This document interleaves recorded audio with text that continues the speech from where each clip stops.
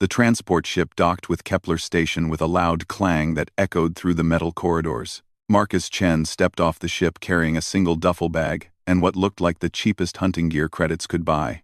His boots made soft sounds on the station floor as he walked toward the main hub.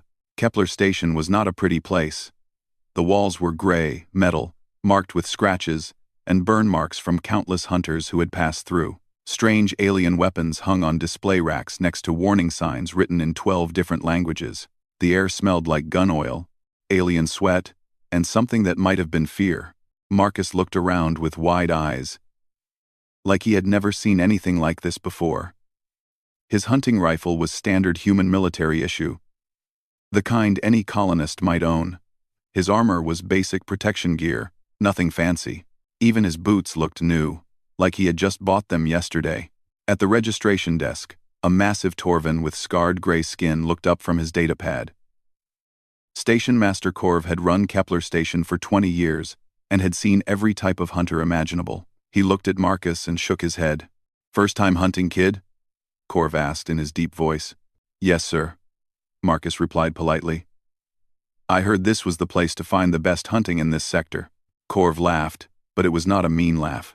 "The best hunting, yes, also the most dangerous." "What exactly are you planning to hunt with that setup?" Marcus pulled out a worn datapad and showed Korv his screen. "I was hoping to join a hunt for void stalkers in the Crimson Nebula." The station went quiet. Even the background hum of conversations stopped. Every hunter in the main hub turned to stare at the human with the cheap gear who had just asked to hunt the most dangerous predators in known space. From across the room came the sound of laughter. Not just any laughter, but the harsh, clicking sound that Krillian hunters made when they found something very funny. Zixara stood up from her table, all four arms moving as she gestured to her hunting pack. Zixara was everything Marcus was not. She stood 7 feet tall, with a razor-sharp carapace that could stop plasma bolts. Her forearms ended in claws that could cut through steel. Mounted on the wall behind her were the heads of dozens of creatures she had killed. Each trophy was more dangerous than the last. "Did the soft skin just say he wants to hunt void stalkers?" Zixara asked loudly, making sure everyone could hear her. Her hunting pack laughed along with her. "Look at him, brothers. Look at that weak flesh. And those dull teeth. He looks like he has never held a real weapon in his life." Marcus turned to face her but said nothing.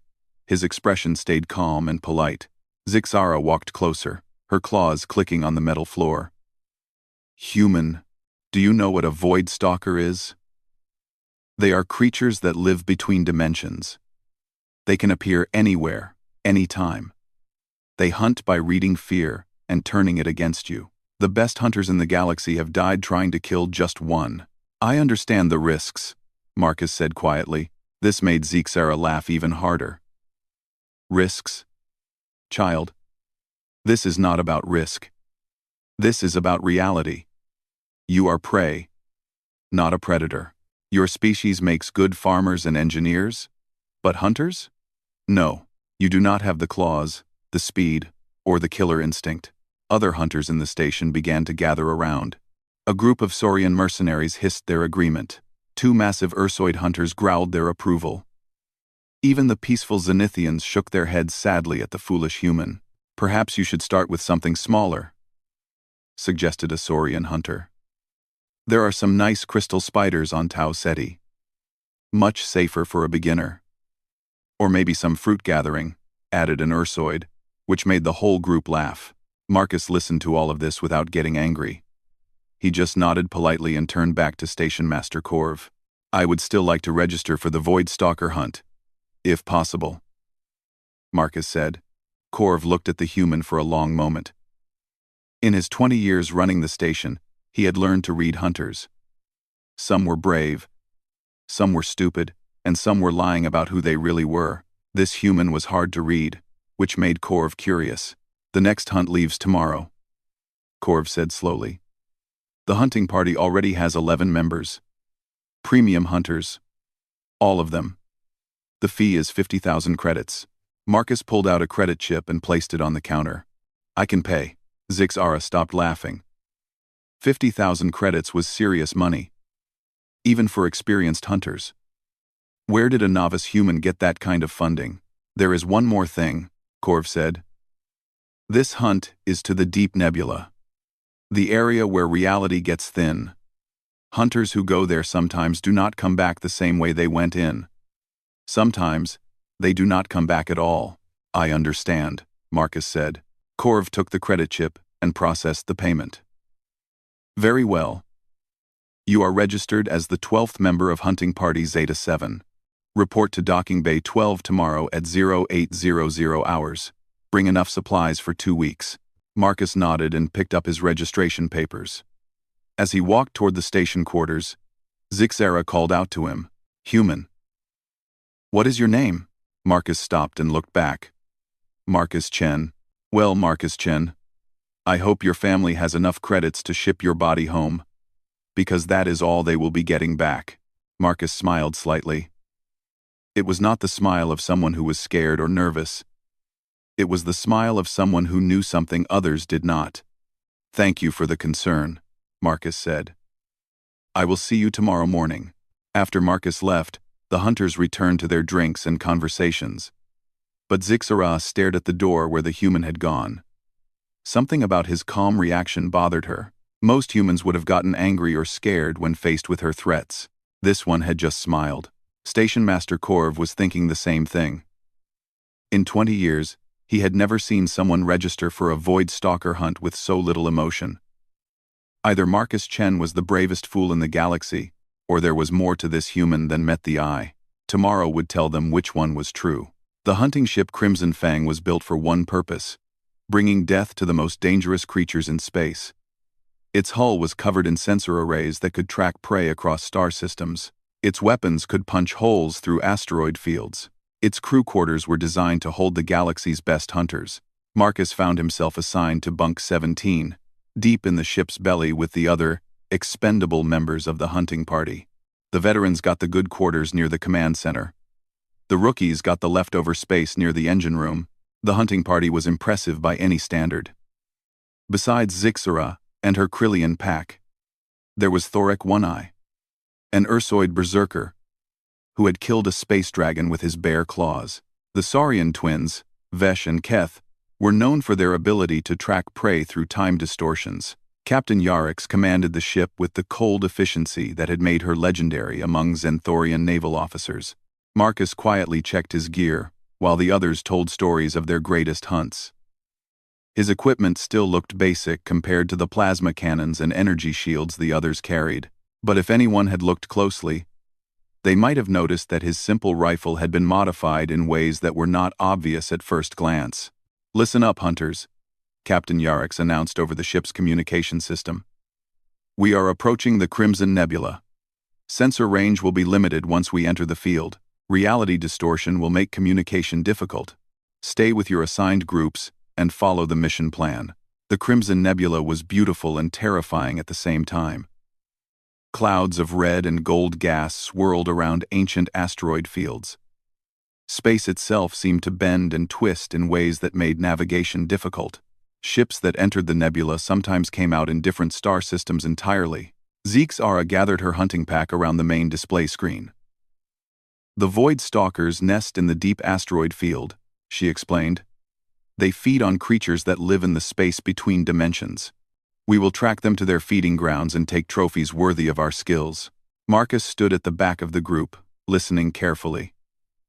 He had pulled out a small notebook and was writing down details about the nebula's energy patterns. Most hunters relied on their ship's computers for this information. But Marcus seemed to be tracking something else. What are you writing, soft skin? One of Zixara's pack members asked mockingly. Just taking notes, Marcus replied without looking up from his notebook. Notes? Zixara laughed. This is not a classroom, human. This is a hunt. When the stalkers come for you, your little notes will not save you. Marcus nodded politely but kept writing. He had noticed something in the sensor readings that bothered him.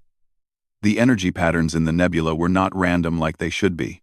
Someone or something was creating artificial distortions, making it look like the chaos was natural. The hunting party split into 4 groups. Zixara led the primary assault team. The Ursoid and Saurian veterans formed the tracking teams. Marcus was assigned to the advanced scout group with 3 other hunters who were considered barely qualified for this mission. "Your job is simple," the mission coordinator told Marcus's group. "Go into the asteroid field first. Set up sensor beacons. Report back on stalker activity. Try not to get killed before the real hunters arrive." Marcus's group consisted of himself, 2 young Krillian hunters trying to prove themselves, and a Zenithian priest who claimed his faith would protect him from dimensional predators. They took a small scout ship into the asteroid field, while the main hunting party waited at a safe distance. The asteroids were huge chunks of rock and metal that had been floating in space for millions of years. Some were small like houses, others were big like cities. Between them, space itself looked wrong. Distances changed without warning. Colors that had no names shifted and moved in patterns that hurt to look at. "Sensor Beacon 1 is in position," reported Clix, one of the young Krillians. "Beacon 2 ready," called out his brother Vex. Marcus was setting up the 3rd beacon when he noticed something that made him pause.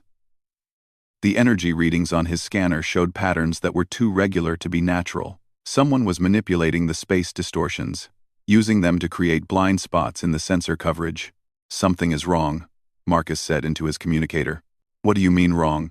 Captain Yarix's voice crackled back through the static. "The distortion patterns are artificial. Something is using the nebula's natural chaos to hide its own activities." Quote, "Ein." Quote, from the main ship came the sound of Zixara's laughter. "The rookie is seeing ghosts already. This is why humans should stick to farming." But Marcus was studying his readings more carefully. The artificial distortions were creating a pattern that looked random, but was actually designed to herd prey into specific areas, like a funnel that guided victims toward a trap. "I think we should return to the main ship," Marcus said. "These readings suggest..." His words were cut off by silence. Not the natural silence of space, but the complete absence of any signal from Scout Beacon 2. On his screen, Vex's life signs simply disappeared. "Vex. Report." Marcus called into his communicator. No response. "Clicks. Can you see your brother?" Still no answer. Marcus looked around the asteroid field. Nothing seemed different. But now there were only 3 life signs on his scanner, instead of 4. Vex had not died. He had simply stopped existing as far as any sensor could tell. "Main ship, this is Advanced Scout," Marcus called. "We have lost contact with Team Member 2. Recommend immediate extraction." "Negative, Advanced Scout," came Captain Yarix's reply. "One lost signal is normal in the distortion field. Continue with beacon placement." Marcus felt the hair on the back of his neck stand up. In his experience, that feeling meant something was watching him. Something that did not want to be seen. He quickly finished setting up his beacon and signaled for the remaining team members to return to their small ship. But when they reached the rendezvous point, only Marcus and the Zenithian priest were there. Clix had vanished just like his brother. "Where is Clix?" the priest asked nervously. "Gone," Marcus said simply. He was checking his equipment with the quick, efficient movements of someone who had been in dangerous situations before. "Gone where?" "The communicator shows he was here just minutes ago." Marcus looked at the priest with serious eyes. "Brother Enum, we are not hunting void stalkers. Something is hunting us. And it is very good at making hunters disappear without a trace." The priest's faith in his protective prayers began to waver as he realized they were alone in a field of asteroids with something that could make experienced hunters vanish like they had never existed. Marcus started their scout ship and began flying back toward the main hunting vessel. But even as they traveled, he kept checking his sensors. The artificial distortion patterns were getting stronger, creating a maze that was slowly closing around the entire hunting party. Whatever was out there in the asteroid field, it had been planning this for a long time. And Marcus was beginning to understand that the void stalkers they had come to hunt were not the real predators in this place. Something else was using the stalkers as bait. The main hunting ship felt different when Marcus and Brother Enum returned. The confident laughter and boastful stories had stopped. 2 more hunters had vanished while Marcus was setting up the sensor beacons. Thorek One-Eye, and one of the Saurian twins had simply disappeared during a routine patrol around the ship's perimeter. Captain Yarrick studied the sensor readings with growing concern. "The energy patterns are getting worse," she announced to the remaining hunters. "The distortion field is expanding around us." Zixara paced back and forth across the command center, her claws clicking nervously on the metal floor. She had never encountered anything that could make veteran hunters disappear without leaving any trace. Even the most dangerous predators left some evidence behind. "Perhaps we should retreat and return with a larger force," suggested one of her pack members. "Retreat?" Zixara's voice was sharp with anger. "We are the greatest hunters in this sector. We do not retreat from anything." Marcus stood quietly near the navigation station, studying the ship's long-range sensors. While the others argued about what to do next, he had been tracking the artificial distortion patterns. What he saw made his blood run cold. "Captain," Marcus said, interrupting the heated discussion, "we need to move the ship immediately." "What are you talking about, human?" Yarrick snapped. "The ship is perfectly safe here." Marcus pointed to his sensor display. "The distortion patterns are not random. They are being used to create a maze. We are being herded toward those ruins." On the main screen appeared the image of what looked like an ancient city built inside a massive asteroid. The structures were old beyond imagining, made from materials that did not appear in any known database.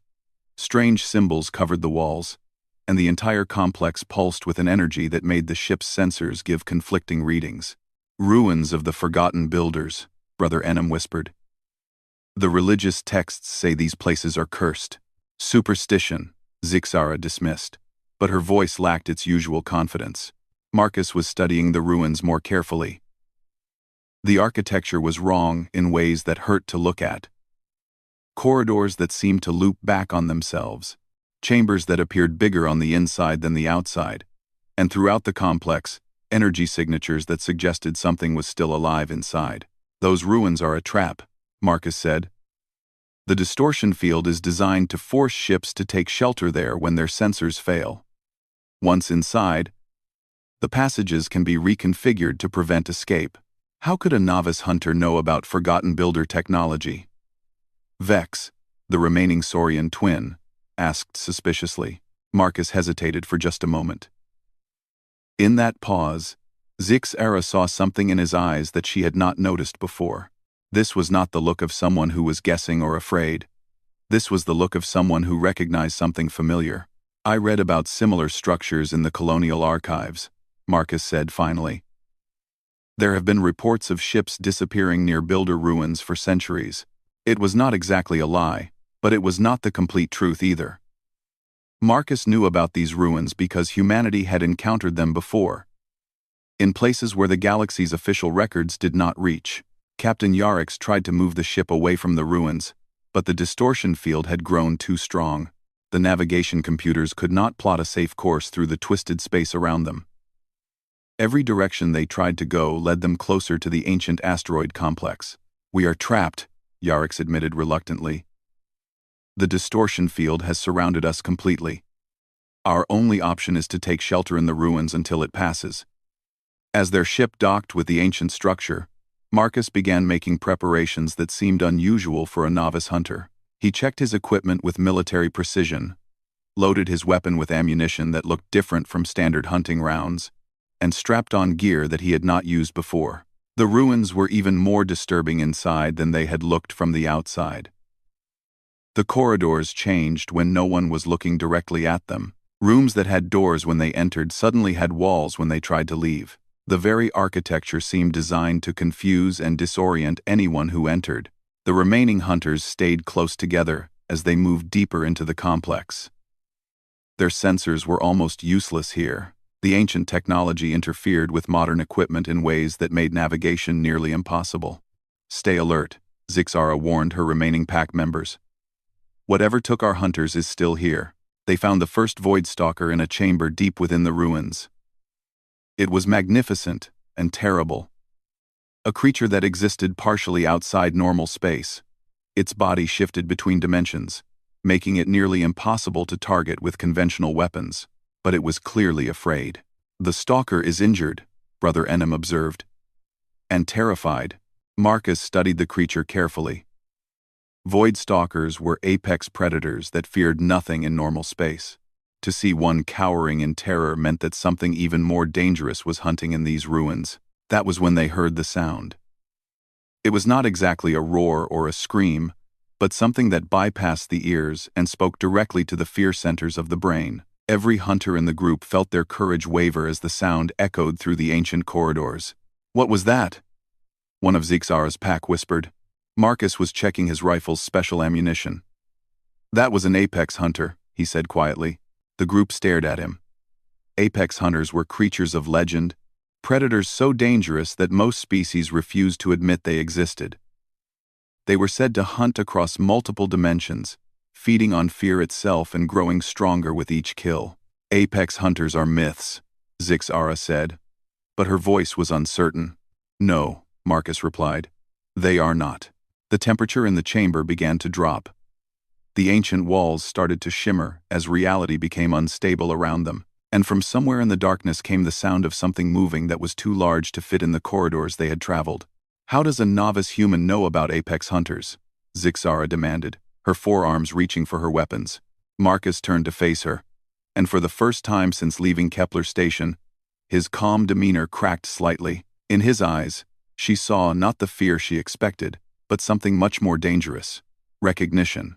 "Because they have tried to hunt on my world before," Marcus said simply. The chamber shook as something enormous moved through the ruins around them.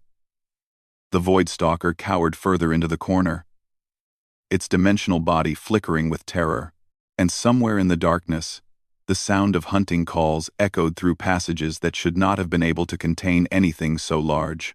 Zixara stared at Marcus with growing understanding. This human was not a novice hunter at all. He was something else entirely. And he had known exactly what they would find in these ruins. The question was, had he come here to hunt, or had he come here for some other purpose that none of them understood? The apex hunter struck without warning. One moment the chamber was empty except for the terrified Void Stalker, and the next moment reality twisted as something vast and predatory materialized partially into normal space. It moved like liquid shadow, with too many teeth and eyes that existed in dimensions the mind could not process. 2 more hunters died instantly, simply ceasing to exist as the creature's presence unmade them at a molecular level. The surviving members of the hunting party scattered, firing their weapons wildly at a target that only sometimes occupied the same reality they did. Marcus did not run. Instead, he moved with sudden purpose toward a specific section of the chamber wall, as if he knew exactly where to go. He placed his hand on what looked like blank stone, and ancient symbols began to glow under his touch. "How do you know how to operate builder technology?" Zixara shouted as she dove behind a fallen pillar. "Because this is not the first time I have been in ruins like these," Marcus called back. His voice had changed. The polite uncertainty was gone, replaced by the calm authority of someone who knew exactly what he was doing. The symbols under his hand flared brighter, and suddenly, the chamber's geometry shifted.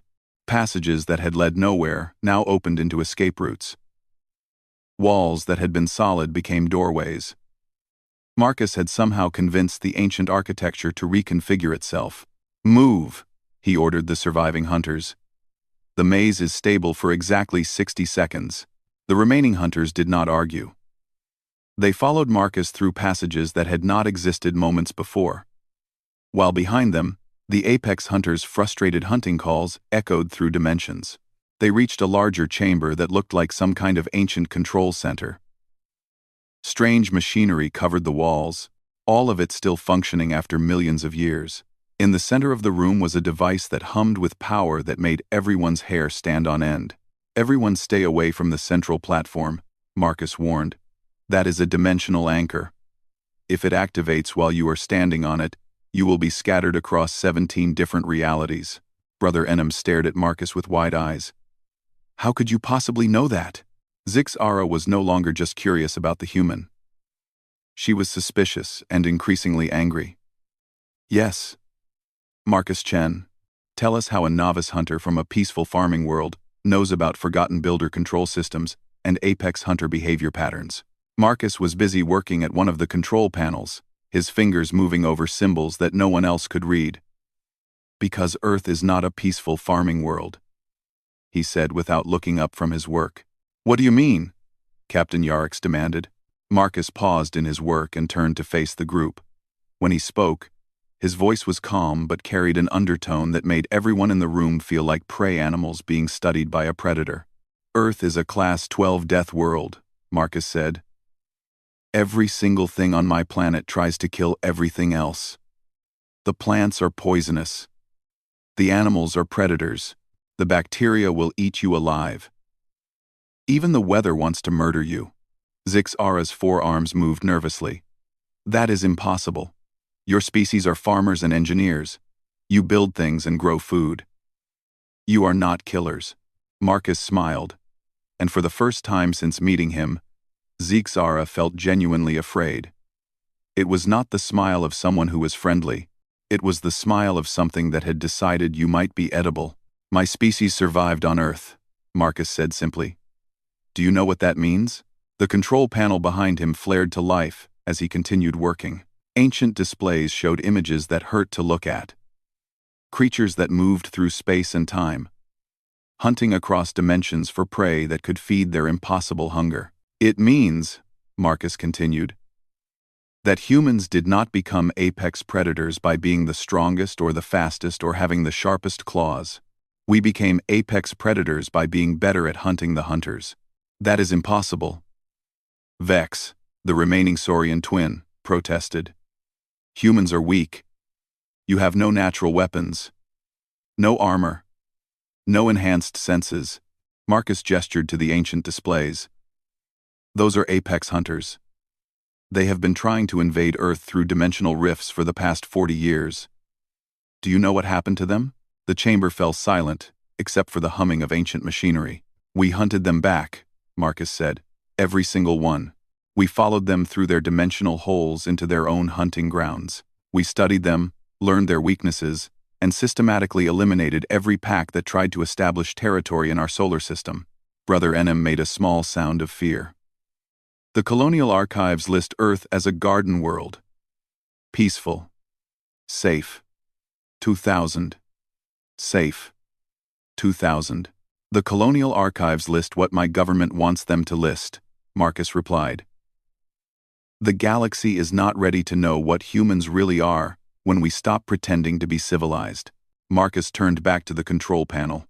The ancient machinery was responding to his commands as if it recognized him. Displays showed the movements of the apex hunters throughout the ruins, tracking their positions with military precision.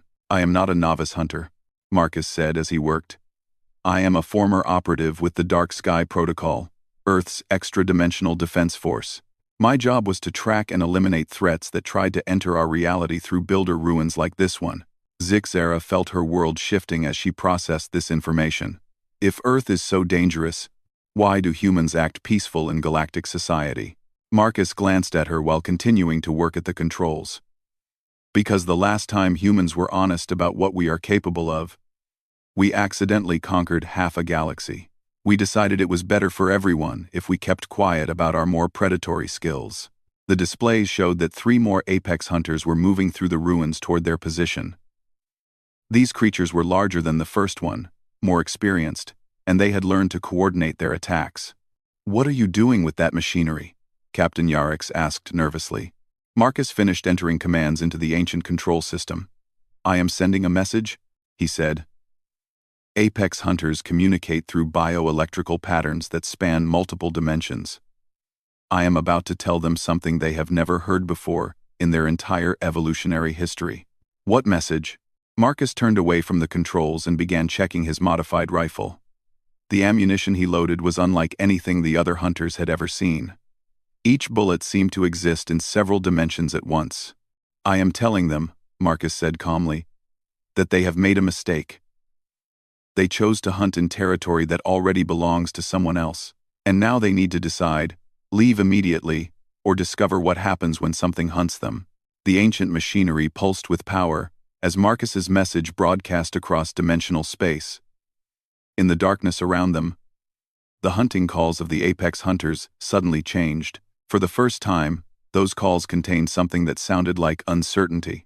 Zixara stared at Marcus with a mixture of fear and fascination. She was beginning to understand that the quiet human with basic equipment was possibly the most dangerous thing in these ruins, and the apex hunters were about to find that out. Marcus set down his rifle and pulled out equipment that none of the other hunters had seen before.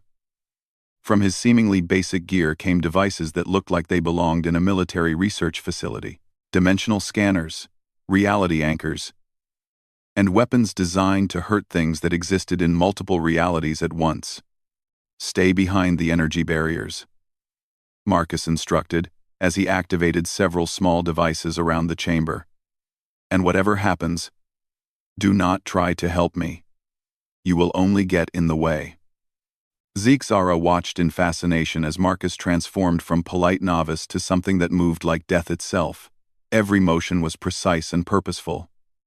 There was no wasted energy, no uncertainty. This was how apex predators moved when they had decided to kill. The first apex hunter materialized in the chamber with a sound like reality tearing. It was larger than the previous one, its body shifting between dimensions in patterns that made it almost impossible to target. Its presence filled the room with the smell of ozone and the taste of metal. Marcus did not flinch. Instead, he activated one of his devices, and suddenly, the creature's dimensional shifting became limited. It was forced to exist primarily in normal space, making it vulnerable to conventional attacks. Dimensional anchor, Marcus explained calmly as he raised his modified rifle. We developed these after the first invasion attempts. Apex hunters lose most of their advantages when they cannot phase between realities. The creature lunged at Marcus with speed that should have been impossible to dodge. But Marcus was already moving. As if he had known exactly where the attack would come from, his rifle fired once, and the bullet struck the creature in what might have been its head. The apex hunter screamed in frequencies that made everyone else in the chamber cover their ears. But the scream was not just pain. It was shock. In millions of years of existence, this creature had never been successfully hunted by prey. Marcus was already moving to a new position, as two more apex hunters materialized in the chamber. These were the largest yet ancient creatures that had been hunting across dimensions since before most galactic civilizations existed. You cannot fight all of them, Brother Enum called out in terror. Marcus glanced at the priest with something that might have been amusement. I am not fighting them, he said. I am teaching them why humans do not make good prey. What happened next was unlike anything the surviving hunters had ever seen. Marcus moved through the chamber with inhuman precision, always knowing where the apex hunters would attack before they did. His weapons struck targets that should have been impossible to hit. Most importantly, he showed no fear. Apex hunters fed on terror. Fear made their prey weak and predictable. But Marcus radiated something different. He moved like a creature that had never been prey, that had evolved at the top of a food chain so dangerous it was almost impossible to imagine. The largest apex hunter paused in its attack, studying Marcus with senses that spanned multiple dimensions. For the first time in its existence, it encountered something that confused it. This small bipedal creature should have been easy prey. Instead, it moved like something that had hunted creatures far more dangerous than anything the apex hunter had ever encountered. Marcus noticed the pause and smiled. It was not a friendly expression. You are confused, Marcus said, speaking directly to the creature in bioelectrical patterns that somehow translated across dimensional space. You have never met anything like us before. The apex hunter's response was a complex pattern of electrical impulses that the translation devices in the chamber interpreted as, "What are you?" Marcus activated another device, and suddenly his bioelectrical signature changed. Instead of the pattern of prey, he now radiated the signature of something that had never been hunted because everything else was too afraid to try. We are what happens when prey evolves on a world where everything is a predator, Marcus replied. We learned to hunt by hunting things that hunted us. And some of those things were worse than you. The communication between Marcus and the apex hunters continued in patterns of energy that hurt to observe directly. The creatures were sharing information about him across their dimensional network, comparing him to their vast catalog of prey species. What they found disturbed them. Zixara watched in amazement as the three apex hunters began to move differently. Their confident predatory stalking changed to something that looked almost like caution. They were reassessing Marcus not as prey, but as something potentially dangerous. "Impossible," one of them communicated. "Small, soft creatures cannot be apex predators." Marcus laughed, and the sound was not pleasant. Small, soft creatures that survive on worlds where everything wants to eat them become very good at killing things that want to eat them. "Would you like a demonstration?" Before the apex hunters could respond, Marcus moved. But this time, he was not just defending himself. He was actively hunting. His modified equipment turned their own dimensional advantages against them, trapping them in configurations of space-time that made their superior size and strength irrelevant. The largest apex hunter found itself caught in a dimensional loop that Marcus had somehow created using the ancient builder technology. Every time it tried to attack, it ended up in a position where Marcus could strike it without retaliation. "This is how humans hunt," Marcus explained as he systematically dismantled their advantages. "We do not try to be stronger or faster. We study our prey until we understand them better than they understand themselves. Then we use their own nature against them." The apex hunters were experiencing something they had not felt in millions of years. They were being outclassed by something they had considered prey. Their vast experience in dimensional hunting was being countered by tactics they had never encountered. Marcus paused in his demonstration and spoke directly to the largest creature. "I could kill all of you," he said calmly. "The techniques I am using are specifically designed to eliminate your species. But I have a better offer." The apex hunter's bioelectrical pattern shifted to something like curiosity, mixed with fear. "Leave this sector of space," Marcus continued. "Remove all traces of your presence from these ruins. Never return to this region of the galaxy. Do this, and I will not have to report your location to my government." "Why would we fear your government?" the creature asked. Marcus smiled again. "Because when Earth's defense forces decided that apex hunters were a threat to our colonies, we did not just defend against them. We hunted down every single pack in our local galactic region. We studied your breeding grounds, your dimensional highways, and your feeding patterns. We know where you come from and how to find you." The chamber fell silent as the implications of Marcus's words sank in. "The missing packs," another apex hunter communicated. "The silence from the Sol region. That was you. That was us," Marcus confirmed. "And if I send a signal from this station, there will be a human task force here within a month. They will be much less interested in negotiation than I am." The apex hunters exchanged rapid communications across dimensional space. They were sharing data about human capabilities that painted a picture none of them wanted to accept. They were no longer the ultimate predators in the galaxy. The largest creature made a decision that astonished everyone in the chamber, including Marcus. It began to withdraw from normal space, pulling its presence back into the dimensional void where it usually hunted. "We will consider your terms," it communicated as it faded from the chamber. The other two apex hunters followed, their retreat sending ripples through dimensional space that could be felt throughout the ruins. For the first time in galactic history, apex hunters had chosen to retreat rather than fight.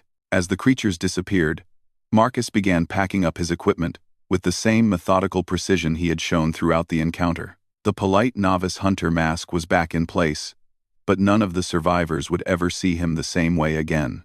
"They will not return," Marcus said simply. Zixara stared at him in amazement. "You made them afraid." "Apex hunters do not feel fear." Marcus shouldered his rifle and checked his gear one more time. "Everything feels fear when it meets something higher up on the food chain," he said. "Today they learned that humans are not prey. We are what prey becomes when it refuses to die." As they prepared to leave the ruins, Zixara asked the question that had been bothering her since the encounter began. "Why do humans hide what you really are?" Marcus paused at the entrance to the chamber and looked back at her. "Because the galaxy is not ready for the truth about what happens when prey evolves intelligence," he said quietly. "We learned to hunt gods, Zixara, and we got very good at it." The journey back to Kepler Station was quiet. The surviving hunters had much to think about, and Marcus Chen had demonstrated that sometimes The most dangerous predator is the one that does not look dangerous at all.